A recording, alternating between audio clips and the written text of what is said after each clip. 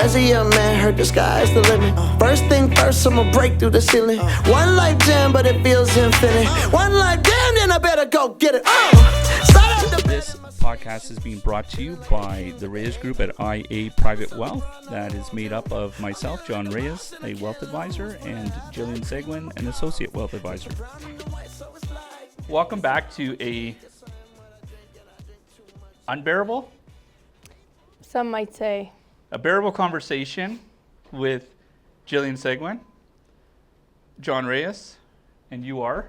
associate wealth advisor at Reyes Group at IA Private Wealth. And I am a wealth advisor at Reyes Group in partnership with IA Private Wealth. Today's topic is going to be a difficult one to navigate, but I think an important one. Why don't you introduce us and get us started out with it, Jill? Yeah, we want to help educate if we can, or help provide some insight on some of the frauds, the unfortunate frauds that we're seeing, how to protect our vulnerable clients who are not always seniors. Some people generalize and say it's catfishing, but there's a number of ways that these frauds take place. But really, there are resources out there, and there's information that you can have that we see on the other side, which is always very difficult, that we hope to share. So I think you're right. So let's kind of start in and do the difficult part of let's talk about what the catfishing is. Let's walk them through how these things kind of happen, and then we can kind of navigate towards what you're stating, which is how do we look at protecting not only ourselves, but tools that you would want to or you expect your advisors to be able to have as well, and then resources in order to ensure that you don't feel alone and you can report these types of events. For sure. So I would just start with, on the educational piece, these frauds take a number of formats. Yeah.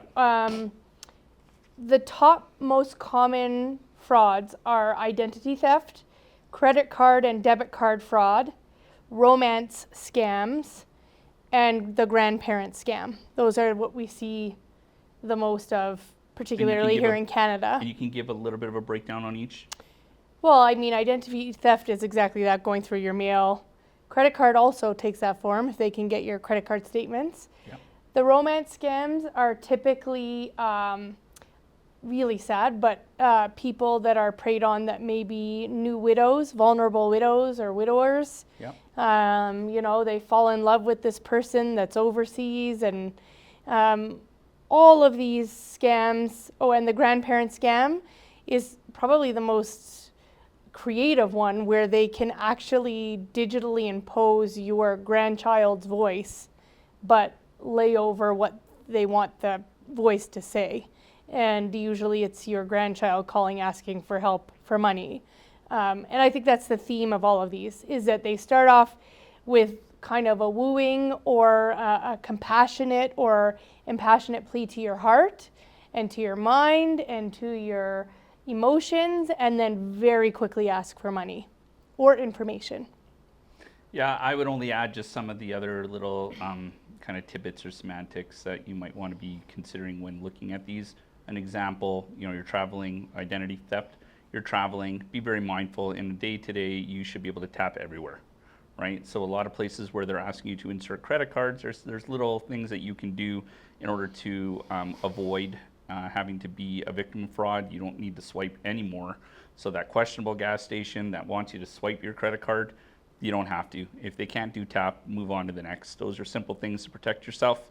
And the other one that I would state is, the unfortunate scams that are often resorted to, what I would consider widowers or people that are more loner based and are on their own. A lot of them are playing a lot of these games now, whether it's solitaire, whether it's Sudoku, or any of these number of ones that you can just download on these sites. It's not so much that the game itself is fraudulent, because we don't want to give off that impression, but these chat groups that can start to form within there, or these feelings that are said, and a lot of this stuff can be done very easily, that's taken out of then the game and moved on to another platform, where then they can continue to take advantage of the vulnerability. What is that game where you're given 5 tries to figure out the word? Wordle. So I know somebody who that's how they were scammed. They were simply playing Wordle. Yeah. And there were pop-ups that were coming. And I think it's very important that you folks know that when Jill and I decide to make podcasts, right? You'll notice my tone is different, right? I'm not joking here. I'll be jovial at most points. A lot of the times there is a lot of research and energy and time that's put into the actual topics that we have. And unfortunately, some of that is from firsthand experience. And in this particular podcast, no different than the one that we had, I think it was in our last season, we talked about individuals and trusted contacts. And what happens, these things come from firsthand accounts. These are not from things we've read online or have taken from a Reddit site. This is stuff that we've unfortunately had to deal with 3 or 4 clients over the last 24-month period that have had to deal with these types of situations. And thankfully, based on our rigorous approach to how we manage our clients' affairs, we have protocols in place that we use in order to ensure that we aren't being pulled into some of these situations. Well, and also we have, as part of our licensing requirements, we also have to be aware of what scams are happening so that we can recognize, keywords or key asks that our clients may come to us with. Yeah, I'll give you a good example of one that actually was okay, but just actually happened last week.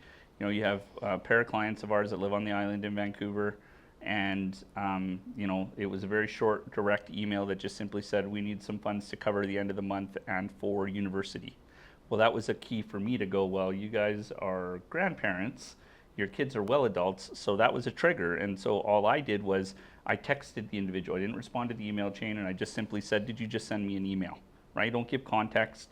So those are the extra layers. And it ended up being that, yes, he was helping his grandchild with university costs, and said, I should have been a little bit more clear. But at least we did that. And they appreciate the fact that we take that extra step to make sure that we are going through the diligency. And as you alluded to in the third example, they're getting more and more creative, right? This ability to superimpose your grandchild or another family member's voice is scary, right? Absolutely. Well, it's a business. Mm-hmm. It was billions of dollars that was scammed last year from just seniors. But sorry, I didn't mean to cut you off. So now that we've kind of captured, the 3 kind of big ones, I know there's lots, right? And there's different kinds, but we've just kind of covered the general scope. What are the next step, right? We've kind of touched into it a little bit about like the protective measures. You want to kind of guide us through that and talk to us a little bit more on how? Yeah, so if you're not protecting yourself, if you're not a vulnerable client or somebody that would be considered vulnerable, listening in, saying, how do I protect myself? For me, it's how do I talk to my parents? Like, how do I bring this up with my parents where I don't make them feel inferior or, maybe not as financially astute or, aware as they used to be. And I think that is just as important as a child or, a trusted contact or somebody that your senior relies on or a vulnerable client relies on or individual. So there's the obvious ones. I would point clients in the direction to the Canadian Bankers Association website. On there they have a course actually with several modules about your money, and then it's specific to seniors seminars. So on there they talk about fraud prevention, they talk about financial abuse, which is when you have a trusted contact or a power of attorney that is abusing that responsibility and actually drawing money from you. And then perhaps even for some seniors that are heading into retirement or are in retirement, some information just about general cash management. You're on fixed income now. How do we navigate through that?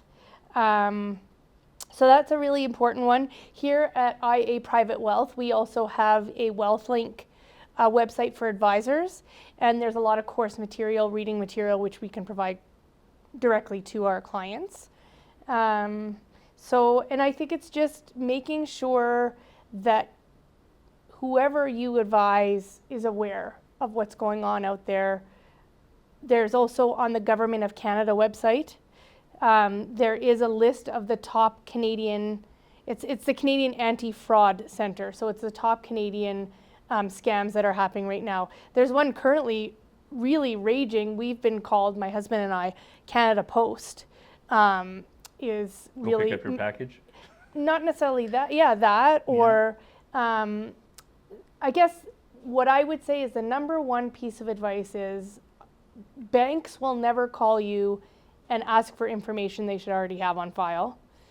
And if you're ever concerned about a number or an email, a number, telephone number calling you, an email or anything, ask them a piece of information that they should know. So ask them, what's my date of birth on file? And if they don't have it, hang up. I would even go one step further too. That if you get caught in some of those, as much as we like to believe we like to hang right up on people, a lot of times we don't, right? And so, to your point, if you do get caught into a conversation that you now feel isn't right and you want to get out of, I think that's a really good first step.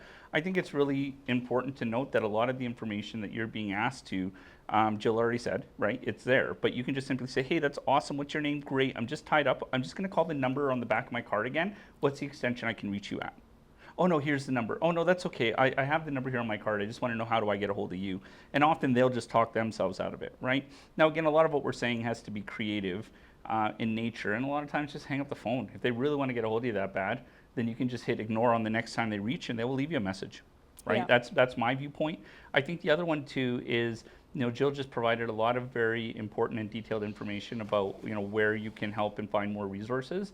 But going back to what started your discussionary points was, how do you have that conversation with your parents? And I think the biggest thing, or people that are senior to you that you have a strong relationship with, a lot of times it's just pick up the phone. Like, you don't even have to have a conversation about anything in particular. And the reason why I reference that is, as I've alluded to in a few different podcasts, I'm a big reader. Right now I'm reading, the Chick-fil-A successes from Mr. Cathy, who started the company. And one of the big things that he said in one of his chapters here was, the importance of just simply having a conversation. A lot of times, if your conversations are limited to, whether it's your children or whether it's your parents, to unfortunately a reprimand of some sort, like you can't do that with the kids, mom and dad, or you're saying something, it becomes actually quite conditioned that all of a sudden, anytime that we want to talk to them, they may be apprehensive. So sometimes just pick up the phone and say, how are you doing? And leave the call to that. Even if you have 6 other things you want to talk to them about, having them know that they can rely on you when things get difficult is the biggest thing. Because a lot of times, by the time we figure out a scam, especially from our parents that are on their own, is after it's happened, right? But if we have those really good dialogues with our parents and there's ongoing, they won't be afraid to say, hey, Jill, I just got this, right? Mm-hmm. And I think, or hey, John, this is. So, well, it wouldn't be me, because that would count on my side. I don't really talk to my parents. But you... I would say that, speaking from experience, the uncomfortable conversation you're going to have with a parent or an aunt or an uncle, trying to educate them where they might feel like you're patronizing. Yes, that's where I'm going to tell you, is a lot less uncomfortable than when you have to look at a parent and say, the money is gone. We need to move on. Yeah. It's You save yourself a lot of time and energy. Speaking from experience, but yeah.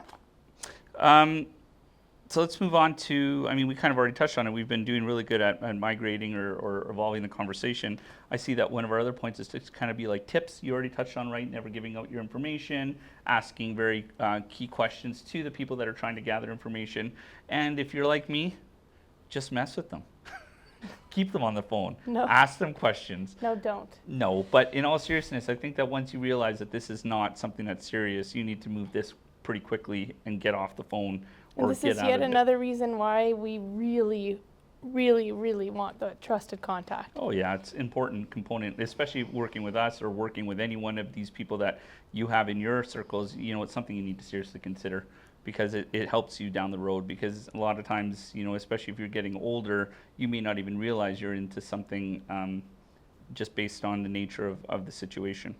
So I think we'll be able to, or somebody, not us, we're not going to do that. Simon. But somebody will put a link at the bottom of this podcast with to the 2 websites. Yeah. I outlined the Government of Canada, Canadian Anti-Fraud Centre, and the Canadian Bankers Association link that I referenced in this call. But Yeah, or not call, but podcast. Yeah, podcast. Yeah. Again, as we've been doing of recent, if you notice my shirt here, this is the Cecil Hotel. It was a very, depending on what side of the table you sat on, was a very iconic, what am I looking for, landmark in Calgary. So it depends, it's no longer here, but this is one of the wonderful shirts that's been created by another local brand called Sea of Dead. I was, fortunate enough to be in ongoing discussions with John, who runs it, and very, very proud to be supporting, again, local companies. And this is one of the great many shirts. Now, it's in their vault, as it were, because I don't think you can actually get this shirt. Maybe this airing will encourage some sales, and you can push John at the Sea of Dead site to try to get him to go again. But that's what I wanted to end with. Nice. Yeah. Thanks. I think that's it. Thank you. As a young man, heard the sky's the limit. First thing first, I'ma break through the ceiling. One life jam, but it feels infinite. One life jam, then I better. This information has been prepared by John Reyes, Wealth Advisor, and Jillian Seguin, Associate Wealth Advisor for IA Private Wealth Incorporated, and does not necessarily reflect the opinion of IA Private Wealth. The information contained in this video comes from sources we believe reliable, but we cannot guarantee its accuracy or reliability. The opinions expressed are based on an analysis and interpretation dating from the date of publication and are subject to change without notice. Furthermore, they do not constitute an offer or solicitation to buy or sell any of the securities mentioned. The information contained herein may not apply to all types of investors. The wealth advisors can open accounts only in the provinces in which they are registered. IA Private Wealth Incorporated is a member of the Canadian Investor Protection Fund and the Canadian Investment Regulatory Organization. IA Private Wealth is a trademark and business name under which IA Private Wealth Incorporated operates.